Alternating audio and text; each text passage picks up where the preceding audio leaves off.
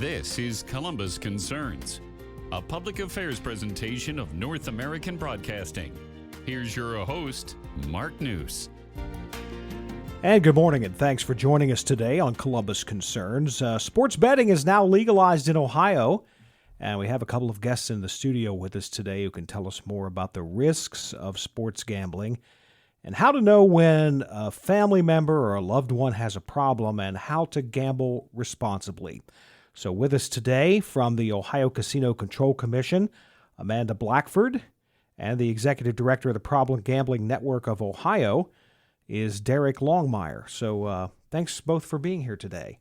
Good morning. Good morning. First of all, Derek, tell us, what is the Problem Gambling Network of Ohio? Problem Gambling Network of Ohio, or PGNO, is a statewide nonprofit organization, and we are dedicated to getting help and hope for individuals that need support for gambling.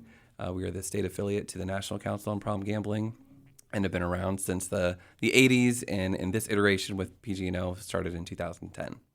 Now, are you part of the state law when it comes to regulating gambling, or are you an outside organization? We are an independent 501c3 organization, so we are the advocacy angle of what we have for Ohio for responsible gambling. That would be Casino Control Commission, Lottery Commission, and Department of Mental Health and Addiction Services. And so what is your role here in Ohio? What do you do on a daily basis? We do a variety of things. We make sure that we are good advocates and watchdogs for the industry as we look at making sure that they're following the rules. We make sure that we have appropriate resources available for Ohioans for gambling support. So when you call the Ohio Problem Gambling Helpline, that there's quality assistance that happens there, as well as referrals to our treatment providers and to our staff as well. Amanda Blackford is also here, the Director of Operations and Problem Gambling Services with the Ohio Casino Control Commission. And Amanda, I imagine you've been pretty busy here leading up to the start of sports gambling on the 1st, and then what's been happening since? Just a little bit. Yeah. So tell us a little bit about your role at the Casino Control Commission. Yeah, absolutely. So the Casino Control Commission, since 2012, we've regulated casino gaming. Since that start, we took on fantasy contests as well, daily fantasy sports, skilled games parlors, what are legal and illegal arcade essential style gaming. And now the General Assembly decided to give us sports betting. So our focus this past year has just been getting the industry and the rules up and running so that the industry knows what the boundaries are, getting the right people licensed. And my role specifically is looking at problem gambling infrastructure throughout the state of Ohio and making sure that we have the infrastructure that we need to support those services. It's interesting because the sports betting has been such a different animal from the casinos. The casinos are buildings. People go there. They can make their bets if they want to go. But with the sports betting, all you need is a phone. Yes, and that's been one of our focuses when we're talking about what does the infrastructure of Ohio look like, how can we handle the additional services that are going to be needed, and how can we provide those in a way that are, I guess, competitive, or at least if people are able to gamble mobilely, they have to be able to get services mobilely. And how do we, as the state of Ohio, build up those services and support that need? Derek, I'm sure it's a big challenge for you as well with the access to gambling becoming so readily available. Access is such a huge piece, and we know from our early surveys in 2012, before casinos and racinos opened, to 5 years later, that we saw a 100% increase in those who are at risk for developing a gambling problem, as well as a 100% increase for those who would meet the criteria for a gambling disorder. So we know based on our own survey that the more access and availability there is to gamble, more Ohioans will gamble and more Ohioans will develop problems. And we also know specific to sports betting, being the 30 whatever state that's joined, we have a lot of our friends that we can learn to and know that there's been increased demand on helpline or help services as relating to sports betting when states expand. Now, talk about, have you been getting an increase in phone calls since sports betting started? We were on a call with the 211 of Greater Cleveland, who manages the Ohio Problem Gambling Helpline yesterday, and they said in the first 10 days of sports betting in Ohio, they've received more calls to the Ohio Problem Gambling Helpline than all of January of 2022. So this is going to definitely be a record volume and calls that we've ever seen. And Amanda, does the State Casino Control Commission have a helpline or some sort of a program to deal with problem gambling? Yeah, absolutely. We have a lot of different programs, but the helpline is one of the most important and the one that we've been obviously pushing through responsible gaming resources that the entities have to offer. So our Ohio helpline, as well as 1-800-GAMBLER, which is the national helpline that feeds into the Ohio helpline. And in addition to that, we also have gamblinghelpohio.org. So just looking at sports betting, being very mobilely focused, we've historically focused a lot on helpline resources being telephone-based, but we know that consumers will want to see support in a variety of ways. So in addition to the Ohio Problem Gambling Helpline, and that number is 800-589-9966, and 800-GAMBLER, gamblinghelpohio.org is also available. And, of course, we'll be not only posting these numbers and websites, but we'll give them again before the program is over if you'd like to write them down. Our guests on the program today from the Ohio Casino Control Commission, Amanda Blackford, and from the Ohio Problem Gambling Network, Derek Longmeier. Derek, what are the signs that gambling is getting out of control, either for you or for a family member? For an individual, the first sign can just be really doing that self-reflection and asking yourself, is it still fun? Because if you're gambling and it's no longer fun, then that's really the whole purpose of it. It should be an entertainment activity. And I kind of look at it too similarly of, I'm going to go spend $15 on a movie. That might be a great movie or a terrible movie. Similarly with a sports bet, I'm going to watch a game and it may be a little extra skin in the game or more excitement. But if it shifts from that excitement and fun to problematic or stress and anxiety, then that's certainly a big warning sign. For loved ones, just really being good listeners. And if that individual seems to be preoccupied with gambling, that's all they seem to be talking about. They're talking about financial problems that they're having when there's really no other reason that you can see why there would be financial problems. Those are just good, important things to be mindful of and know that resources are available for the individual as well as their loved ones related to gambling. When you talk about problems like this and you can see it in somebody else, the question in your mind is, how do I approach this? How do I help them without ruining our friendship or ruining, what we have in the family? So talk a little bit about how to approach somebody or how to push them toward help. It really depends on the dynamic of your relationship. If it's a friend relationship, just being open, asking questions, and being, again, a good listener. If you're in a marriage or relationship in that manner, be very mindful of the finances. We get a lot of calls to our office of loved ones, spouses who had no idea that the gambling problem was happening, and it wasn't until the car was about to get repossessed or the house foreclosed on that they realized it was a problem. So really being mindful of the finances, have those conversations, and know where your money's at. Amanda, of Ohioans who are gambling right now, how many do you suppose are at risk for developing a problem? Our research shows us, specifically when it comes to sports betting, that about 1 in 4 are at risk or have a gambling problem. As Derek alluded to, it's very easy to hide. So a lot of times when somebody starts out, maybe it's just a minor problem and it grows, it can grow into something that ends up being significantly a bigger issue because they're able to hide it for so long. And it's something that we, I think, as a citizenship are just really focusing on. It's something that hasn't maybe been in the limelight, so there's been a lot of stigma against it, and there's been maybe the ability to hide it and the lack of awareness for so long. Well, Derek, I guess the next question is if you enjoy sports gambling, and like you said, it's a fun activity for you. How do you avoid falling into that pit of becoming a problem gambler? Set limits. Set limits of times. Set limit of time spent as well as limits of dollars spent. So we know that a lot of times looking at gambling, you need money in order to gamble, but that's not necessarily the only challenge. It could be the time spent as well. And if you're spending all of your time on watching that game, on placing those bets, then that may not allow for engaging with your family or could have impacts for work. So just really focusing on that time and that money spent and really setting those limits.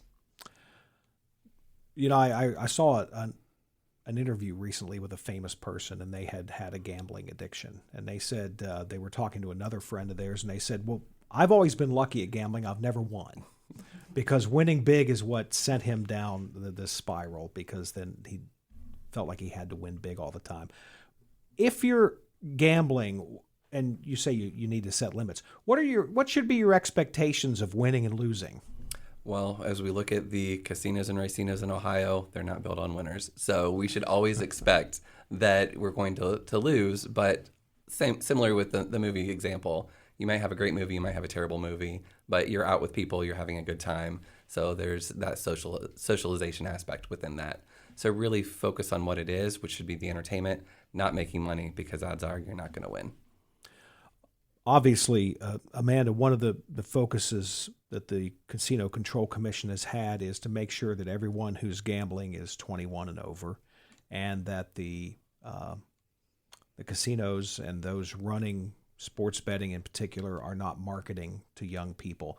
And we've seen already, just in the first few days of legalized sports betting, there have been fines levied against several different entities. Tell me a little bit about that and your enforcement efforts. Yeah, so through the rule writing process, all of the industry operators, everyone who is participating in marketing got a chance to see our rules, to provide feedback before they ever, got locked down in legislation. So when we started, we knew, based on what we had seen in other states, there was going to be a marketing onslaught. And I think we've all experienced that, right? You can't get away from the marketing when it comes to sports betting. Everybody's fighting for market share. But we knew that we wanted to stick very firmly to the standards in which we had wrote. And that is, you can't target underage individuals. You have to have the helpline available and a strong problem gambling message. That way people know where to get help, especially if it's everywhere and we can't get away from the marketing aspect. So when we started to see issues, we just knew we needed to take a firm stance, and we needed to set a tone in Ohio that we take sports betting seriously, but we take responsible gambling even more seriously. That's what's most important, is making sure our citizens are well protected, that they have the resources that they need should they develop help, and that it didn't become something that was more predatory, as we had seen in some of the other states. So that's the stance that we've taken. We are working with all of the operators in order to make sure that they have what they need and they know our standards. So we've given them a guidebook with examples of good marketing versus bad marketing. We're working with them on a regular basis. They can send us advertisements ahead of time if it's something that they have questions on, promotions ahead of time that we can review and go over. So we think we've set a good structure that this shouldn't be an issue anymore. And so when we do see issues or have issues, they seem to be more blatant. And so we're responding, I think, in kind to that. I know the governor said the other day, when you hear free bets, you know that there's something wrong, because there are no such things as free bets. There's some fine print there somewhere, and they're just not being forthright about it. Yes, we took a very strong stance, and you haven't seen this in other states. We're one of the first states to do this. I hope we see a ripple effect. But we know risk-free betting, there's no such thing as risk-free betting. Free bets are never free. You get free bets as after you bet $5. Well, that's not free. So we just took a firm stance in the language that the operators are using to make sure that people do have an understanding that maybe it's a bonus bet, or maybe it's additional credits, promotion credits, but it's not free. And risk-free is even more, I think, of a misnomer. There is no such thing as a risk-free bet, as I think we all know. Well, and just to commend the commission on taking this stance, and for the governor taking this stance, that making sure that sports gaming is done in a way that is not only appropriate for the state, but also appropriate for its citizens. And those protections were put in place for a reason. And it's important that when those infractions happen, that there is that clear and quick action. And as Amanda said, we've not seen that in other states. So Ohio truly is being a leader in this this realm and holding the industry accountable for the rules that they're set to play by. With us on the program today is Amanda Blackford from the Ohio Casino Control Commission and Derek Longmeier, Executive Director of the Problem Gambling Network of Ohio. Derek, there are people who think, well, if I go to a casino, that's a game of chance. But sports betting, hey, I know everything about sports. That's a game of skill. But, the risks of losing are the same. The risks of losing are the same, and it makes it so much more challenging with sports betting. Excuse me, because you followed your team your whole life. Right. So you're like, oh, I know the ins and outs, and I just through my experience of loving this game and loving this team know better than the book will. But recognizing that there's a lot of other really smart people that are setting those lines, and it's going to work out for the sports book, and in the whole, it's not going to work out for the player. It might, but then also wanted to go back and touch upon what you talked about of that early big win and how detrimental that can be. And you think, well, how silly that would be. The first time I win, of course I want to win big, but then you're kind of always chasing that big win again. So just being mindful of what that impact is, what that feeling is like, especially as we look at young people. And there's a reason why 21 is the minimum age for sports betting, because we know that if you begin playing early, if you have that early big win, those are two huge risk factors for developing gambling problems down the road. Amanda, could you talk a little bit about the pause before you play campaign? Yes, one of the things that we've done as a state is we want to raise awareness of this issue, right? And we want to teach people how to gamble responsibly and how to work within your limits so this doesn't become a bigger issue for you down the road. So our pause before you play campaign is specifically looking at sports betting and the idea of taking that pause before you play. It's very easy, especially in sports betting and mobile betting and in-game betting, right? That you can make a play on every play, essentially. You can make a bet on every play, every field goal, every kick. It doesn't matter. You can be betting that entire time. And so just acknowledging how quickly that can snowball into an issue. We just want people to have the tools that they need and be mindful to take that pause and to make sure that they're not overextending themselves in the excitement of the game or getting carried away in that setting, because sports are exhilarating, and adding this betting component can make it more exhilarating for people. We just want to make sure that they're responsible and within their limits and just being mindful. Do the companies have any responsibility when it comes to keeping people from going overboard? Absolutely, to a certain extent. If they're aware that somebody is having issues, they should have procedures in place to intervene, to do a check-in. All of the industry operators, all of the apps have to have the ability for people to set limits within the app. Time-based limits, dollar limits, daily wager limits. So all of those are within the app, available to consumers on a regular basis. So it's something that they can choose to interact with. But if an industry notices if play is getting out of hand or it's rapidly accelerated to a point that they see a problem, they should be reaching out and intervening as the industry. Derek, do you ever see a correlation between someone who is addicted to gambling and someone who maybe has an alcohol or drug problem? We know that there's strong connections between substance use and disordered gambling, as well as mental health issues and disordered gambling. And unfortunately, suicide has a strong link to gambling, and more so than any other addiction. And it goes really into that secrecy element of you can hide your problematic gambling for so long, much longer than a substance use or an alcohol use disorder, because you can't see it, you can't smell it. It just presents differently. And as a culture, we don't talk about finances. So it gets to a point where it seems like all hope is lost, and they see that their only way out is suicide. And it's really our focus to make sure that people recognize that 24/7, 365, help and hope is available to anyone in Ohio. Do you partner with other groups like suicide prevention groups or anybody like that? Yeah, we have strong partnerships with a lot of organizations within the state, certainly related to the suicide issue, partnering with the Ohio Suicide Prevention Foundation. And we are a small world, and I used to work for the executive director of OSPF. So we know each other well and have good conversations and dialogue, and really looking at our broader programming to make sure that there's that overlap. And historically, it's been, well, suicide's kind of in this pocket and silo, and gambling's in this silo, but really working to break down those silos and work collaboratively, because those problems are so interrelated. It doesn't make sense to try to do them all alone.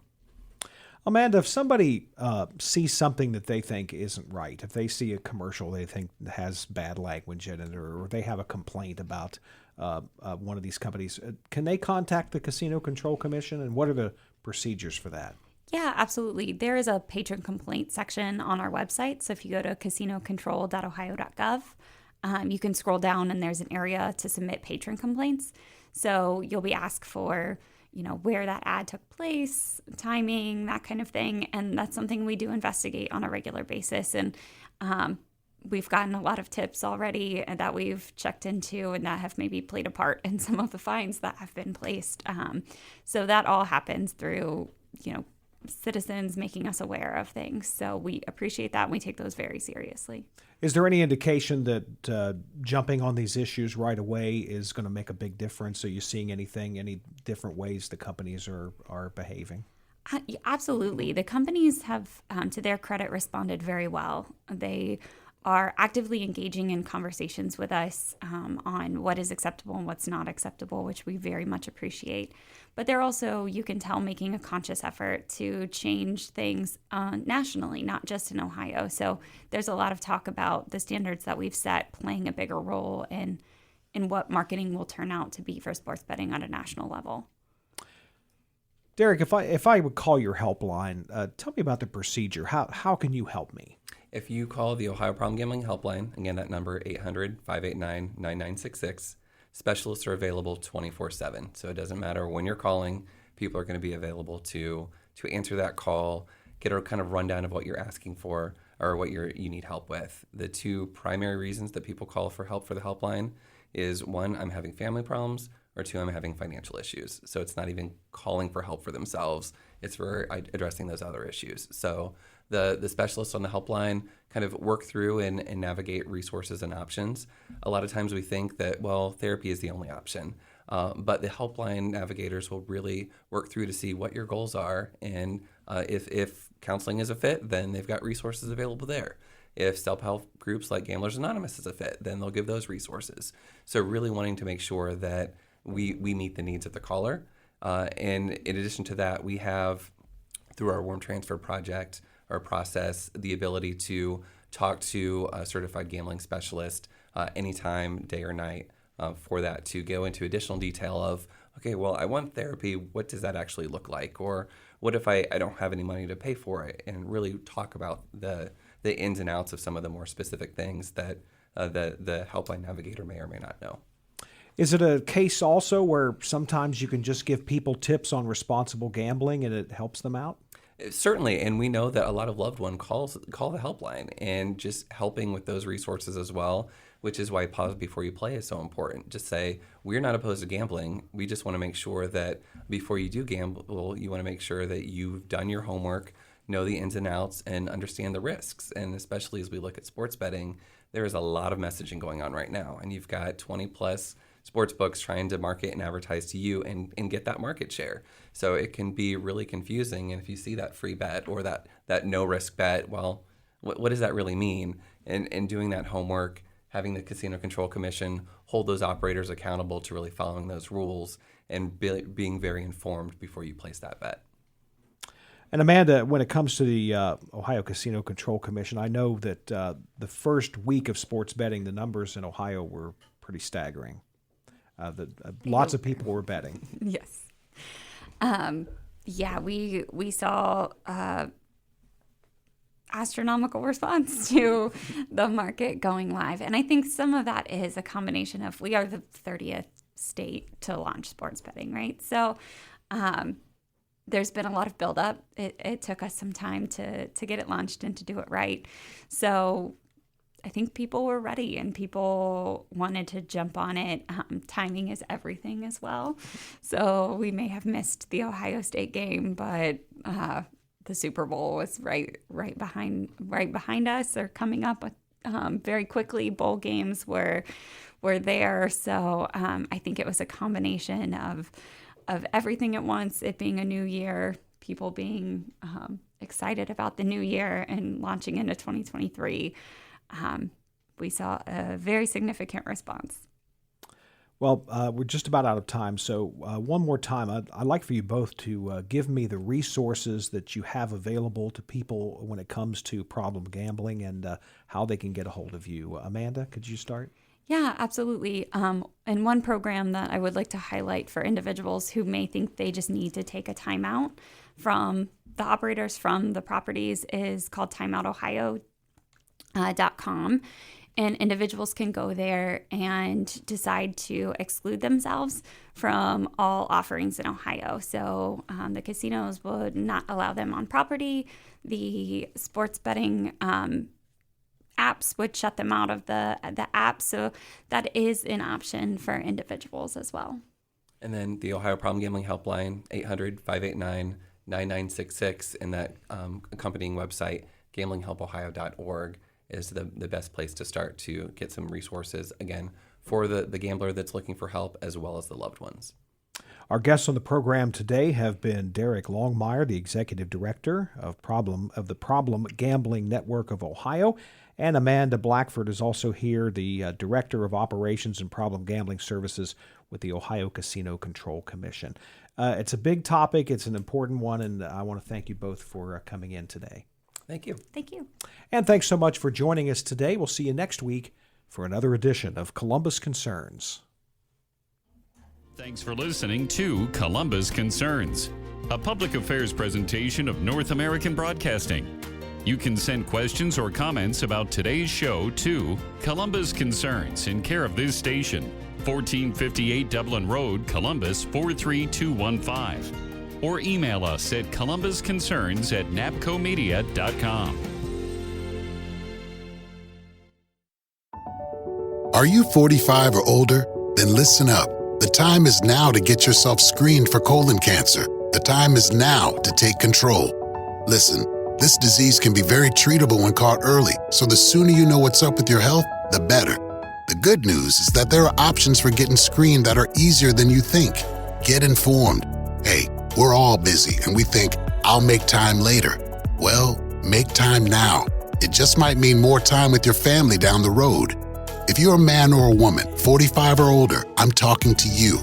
Many of us have lost friends, young friends, to colon cancer. Don't make the mistake of waiting until you have symptoms or think that you have no risk because it doesn't run in your family. Everybody needs to be screened. So, take control. Get screened for colon cancer, 45 or older. Learn how at standuptocancer.org/colon-cancer. Furnished by Stand Up to Cancer. Hey, it's me, your cell phone. We need to talk about something serious. I know you love me, I know you like using me wherever you are, but I feel like this isn't working out when you're driving. I know you may think that it's possible to focus both on me and the road, but I just don't feel the same way. I think we should spend time away from each other when you're driving. It's for the best. Visit StopTextStopWrecks.org, a message brought to you by the National Highway Traffic Safety Administration, Project Yellow Light, and the Ad Council. Hey, Dad, your prescription will be ready in just a minute. Hey, Dad, your laundry will be ready in just a minute. Dad, your lunch will be ready in just a minute. Hey, honey, why don't you take a minute? When you help care for a loved one, you give them as much time as you can. But it's just as important to take time for yourself. AARP can help. Find free care guides to support you and your loved one at aarp.org/caregiving. That's aarp.org/caregiving. Brought to you by AARP and the Ad Council. This message is for Karina, our mom who finished her high school diploma at age 28. Hi, Mom. It's Emmettith and Nicholas. Congratulations on getting your diploma. You worked so hard and have taught us so much. We love you. When you graduate, they graduate. Finish your high school diploma for you and for them. Visit finishyourdiploma.org to find free and supportive adult education centers near you. Brought to you by the Dollar General Literacy Foundation and the Ad Council.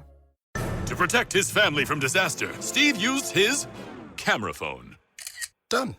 By taking pictures of his important documents, Steve can always have them stored online. Learn more simple disaster prep tips at ready.gov. A message from FEMA and the Ad Council.